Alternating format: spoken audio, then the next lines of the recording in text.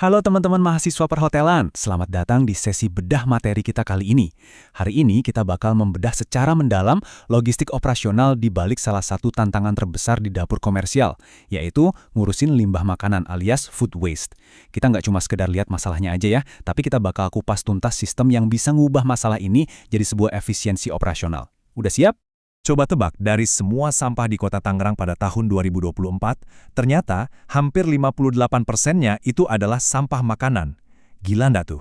Ini bukan sekedar angka di atas kertas, tapi ini realita dari piring-piring restoran, buffet hotel, dan sisa bahan dapur yang terbuang setiap harinya. Sebagai calon manajer F&B masa depan, ini adalah tanggung jawab dan tentunya peluang besar buat kalian. Nah, untuk agenda kita kali ini, kita akan mulai dari bahas status darurat limbah makanan, masuk ke siklus persiapan, lanjut ke tahap produksi, terus melihat gimana penerapan integrasi taktis 3R, dan ditutup dengan satu pertanyaan buat bahan diskusi kalian nanti. Oke, kita masuk ke bagian pertama. Darurat limbah makanan restoran. Kenapa sih kita sebut ini darurat?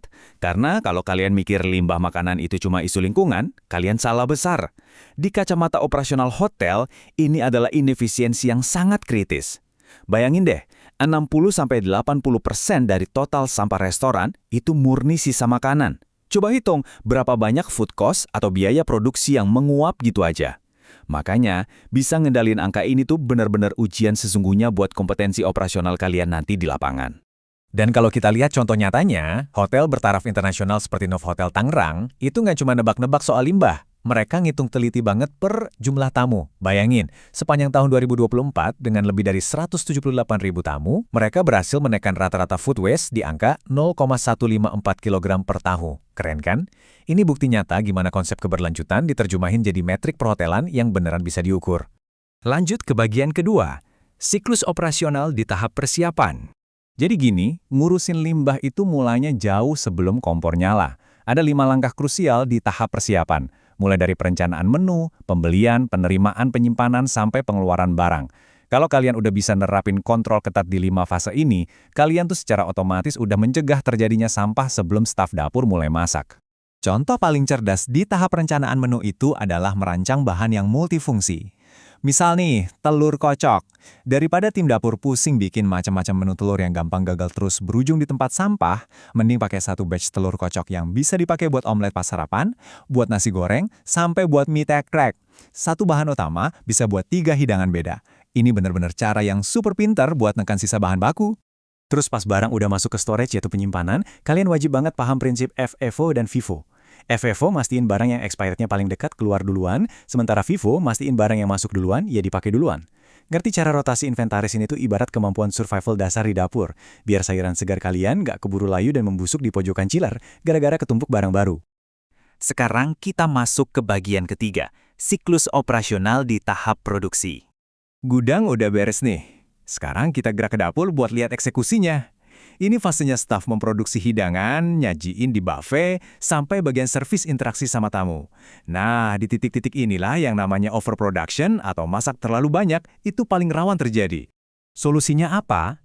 Ada satu taktik jitu namanya partial cooking atau memasak parsial. Jadi, misalnya hotel punya 300 tamu sarapan, tim dapur nggak bakal gila-gilaan langsung masak 300 porsi di awal.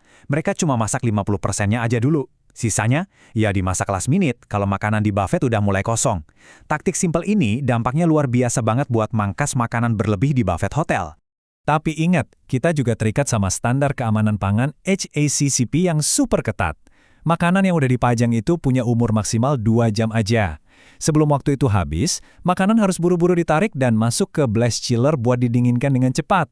Kenapa harus secepat itu? Selain pastinya buat ngelindungin kesehatan tamu, ini juga buat nyelamatin kelayakan makanan itu sendiri, biar nanti masih aman buat diproses atau dikonsumsi lagi. Lanjut ke bagian 4, kita bahas integrasi taktis prinsip 3R.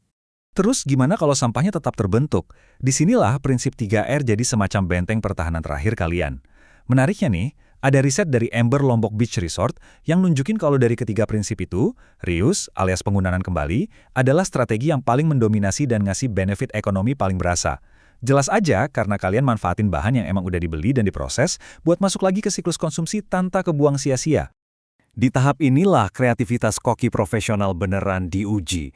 Bayangin, sisa rendang daging sapi dari makan siang nggak dibuang gitu aja, tapi disulap jadi cireng rendang buat menu sore. Inovatif banget kan? Atau contoh lain, sisa roti dari acara coffee break yang masih utuh bisa disisihkan buat makan malam staf yang shift malam. Kerugian operasional langsung berubah jadi kreasi baru sekaligus benefit yang asik buat karyawan. Nah, kalau buat recycle, ini murni soal kerjasama tim lintas departemen. Dapur bisa kerjasama bareng tim housekeeping buat ngolah sisa makanan organik jadi kompos. Komposnya dipakai buat pupuk kebun hotel, terus sayurannya dipanen buat dimasak lagi sama restoran.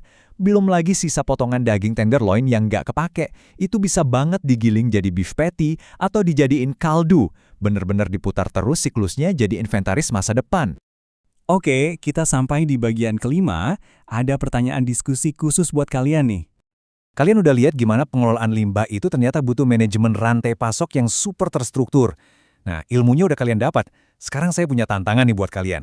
Sebagai calon pemimpin di industri perhotelan, inovasi operasional atau teknologi cerdas apa sih yang bakal kalian terapkan secara spesifik di tahap persiapan biar bisa neken jejak karbon dan bahkan memecahkan rekor nurunin angka limbah sampai di bawah 0,154 kg per tamu?